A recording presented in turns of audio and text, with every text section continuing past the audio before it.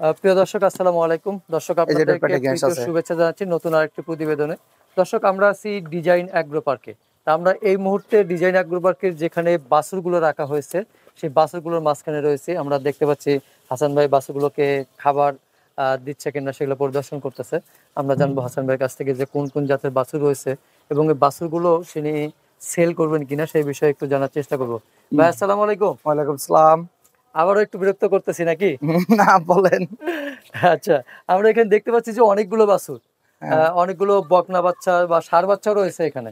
Total কতগুলো বাচ্চা রয়েছে? বাচ্চা এখানে আছে মনে আমাদের এখন 20-25টা আছে। 20-25টা? হ্যাঁ, এখান থেকে আসলে বাচ্চা অনেক ছিল, যেগুলো একটু বড় হয়ে গেছে এগুলো আবার ওই সাইডে নিয়ে যাওয়া হয়েছে। ওই সাইডে নিয়ে যাওয়া হয়েছে। হ্যাঁ, এই ডিজাইন অ্যাগ্রো পার্ট 2 তেও তো রয়েছে বুঝি? হ্যাঁ, ওইখানেও আছে অনেক। এই যে বাছুরগুলো আমরা দেখতে পাচ্ছি, এখানে কোন কোন জাতের বাছুর? এখানে ফ্রিজিয়ান আছে, শাহিওয়াল আছে, জার্সি আছে, ক্রস ব্রাহ্মা আছে। ক্রস ব্রাহ্মা আছে। আচ্ছা, এই যে ক্রস ব্রাহ্মাটা যে বললেন, এটা ক্রস ব্রাহ্মা কি তার মাটা কি? আমাদের শাহিওয়াল গাবিতে ব্রাহ্মা সিমেন্ট দেওয়া। শাহিওয়াল গাবিতে ব্রাহ্মা সিমেন্ট দেওয়া। হ্যাঁ। আসলে এই যে শাহিওয়াল গাবিতে যে ব্রাহ্মা সিমেন্টটা দেওয়া হয়, সেটা ফিজিক্যালি গ্রোথটা আসলে কেমন? একটু ভালো আসে। একটু ভালো আসে। হ্যাঁ। কিন্তু ওর জাত তো ব্রাহ্মা, তো ব্রাহ্মার পেট থেকে হলে না গ্রোথটা ভালো হয়? ব্রাহ্মার পেট থেকে হলে ভালো আসে, যেহেতু আসলে এটা কিছু হিসাব করে আপনার বাবা মার জিক থেকে, যে মার কত পার্সেন্ট আছে, বাবার কত পার্সেন্ট আছে। যেমন ব্রাহ্মা সিমেন্ট যদি অরিজিনাল ব্রাহ্মার পেটে দেওয়া হয় তাইলে একরকম গ্রোথ আসে। যখন আপনার ব্রাহ্মা সিমেন্ট শাহিওয়াল গাবিতে দেবে তখন শাহিওয়ালের থেকে একটু ভালো আসে আর কি। আচ্ছা, আরেকটা জিনিস দেখেছি আমরা একটা জায়গায়, যে দেশি গরুতে ব্রাহ্মা সিমেন্ট ব্যবহার করা হচ্ছে। এটা বোকামি। এটা আসলে এটা বোকামি। দেশি গাবি কতটুক, তাইলে গাভীর থেকে বাচ্চা হইলে কি আসবে, এটা অনেকে না বুঝা দিচ্ছে। মানে আমরা তো প্রপার ওই জিনিসটা পাচ্ছি না। জি। আচ্ছা, আরেকটা জিনিস যে আমরা এখানে বলে থাকি যে এই বাচ্চাটা 70% পাইছে বা 80% পাইছে বা 65 বা 100%, আসলে কতখানি? এটা একদম অযৌক্তিক কথা।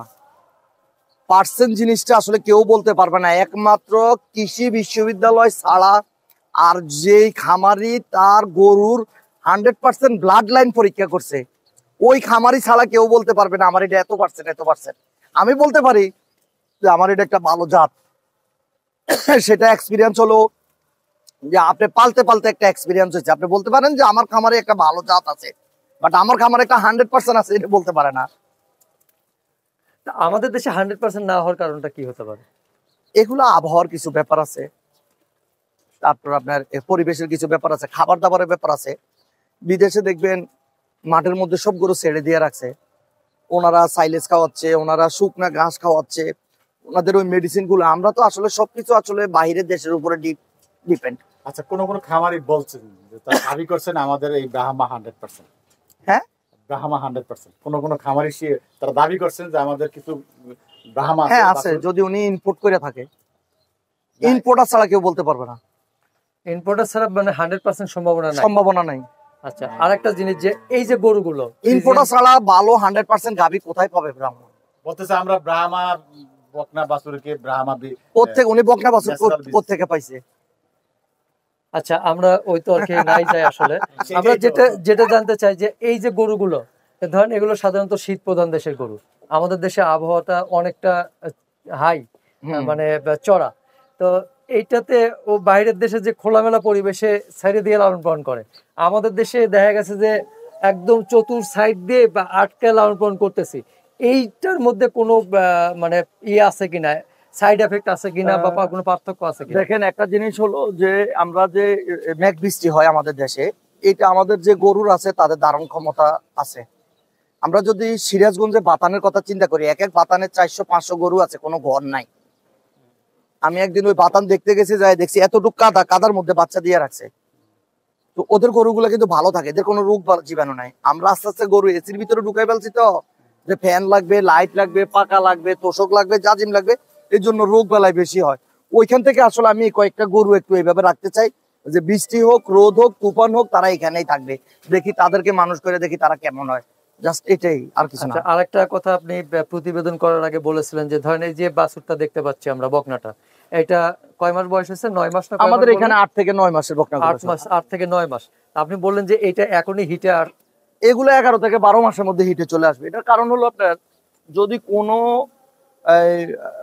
বকনা আপনি মনে করেন জন্মের পরে আপনি ঘরের ভিতরে বেঁধে রাখছেন, কোনো ঘাস খাওয়ার নাই, কিচ্ছু খাওয়ার নাই, খালি একটু দানাদারের উপর ডিপেন্ড করছেন, এগুলো দেখবেন হিটে আছে 16 মাস 17 মাস 18 মাস পরে। আর যারা পর্যাপ্ত ঘাস খায়, একটু রোদ পায়, হাঁটাচলা করতে পারে, এগুলো 11 মাসের পরে যে কোনো মুহূর্তে হিটে আসবে। যদিও আমরা 15 মাস আগে কোনো বকনা হিটে দেই না, বাট আমাদের এমনও আছে যে 11 মাসে বকনা হিটে চলে আসছে। আচ্ছা, এটা যেটা হলো যে প্রাকৃতিক যে আবহাওয়াটা বা সূর্যের আলোটা অনেকটা উপকারী মানুষেরও, যেরকম ভিটামিন ডি, ভিটামিন এটা অবশ্যই এদেরও কাজে লাগে, এদেরও কাজে লাগে, এদের কাজে মানে লাগে। এইটাই মূল ফ্যাক্টর। মূল ফ্যাক্টর গ্রোথের ক্ষেত্রেও তো একই সবকিছুর অবস্থা। ক্ষেত্রে একই। আচ্ছা, আর যেটা হলো যে হিটে আসা, যেটা বললাম আমরা যে প্রথম হিটে আসায় কি মানে বেবি নেওয়া বেটার? না, আমরা সেকেন্ড হিটে নেই। কেন এটা? এটা নিলে কি হয়, যেমন আমরা বলি না যে অল্প বয়সে মেয়েরা মা হইলে শরীর দুর্বল হয়ে যায়, এরকম অনেক কিছু চিন্তা করে সেকেন্ড হিটে নিলে প্রথম হিটে কনসেপ্টটা কম করে। প্রথম হিট আসলে আমি বুঝতে পারি না যে তার হিট কয় ঘন্টা ছিল, কি অবস্থা আছে, প্রথমটা খেয়াল করে দ্বিতীয়টাতে দিলে সবচেয়ে ভালো। আচ্ছা, তা আমরা যে বাছুরগুলো দেখতে পাচ্ছি এগুলো ম্যাক্সিমাম কত পার্সেন্টের বাছুর আপনার এখানে? আমাদের এগুলা আমরা কত পার্সেন্ট এটা বলতে পারবো মানে না, এগুলো পার্সেন্ট আমরা না। আচ্ছা, পার্সেন্টটা একান্ত যারা ব্লাড লাইন পরীক্ষা করছে তারা পার্সেন্ট নিয়ে কাজ করে, তারা বলতে পারবে কত পার্সেন্ট। এগুলো বিক্রি করেন কিনা ভাইয়া? আমাদের আসলে ঘরে যখন জায়গা না হয় তখন আমরা কিছু বাছুর মাঝে মধ্যে বিক্রি করে ফেলি।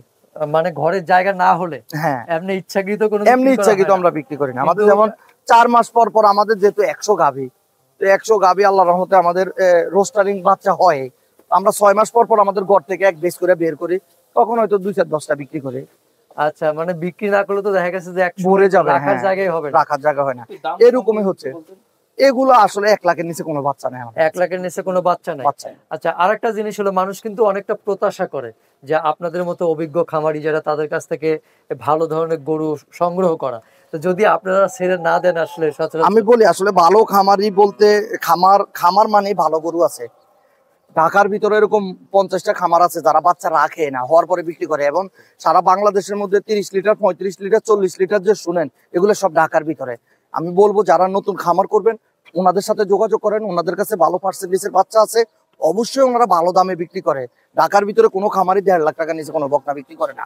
আর আপনি যখন 25 লিটার 28 লিটার 30 লিটার চিন্তা করবেন, তখন আপনার একটা বকনা বাচ্চা 6 মাসের কিনলে 1.5 লাখ টাকা কিনতে হবে। এটাই আচ্ছা, আমরা অবশ্যই সেটা নতুন খামারি যারা, তারা প্রতিবেদনের মাধ্যমে আপনার কথাগুলো শুনে বুঝবে। কিন্তু এই প্রতিবেদনের মাধ্যমে আরেকটা যেটা হবে যে অনেকেই হয়তো আপনার এখান থেকে বকনা কিনতে চাবে, সেক্ষেত্রে আপনি বিক্রি করবেন কিনা?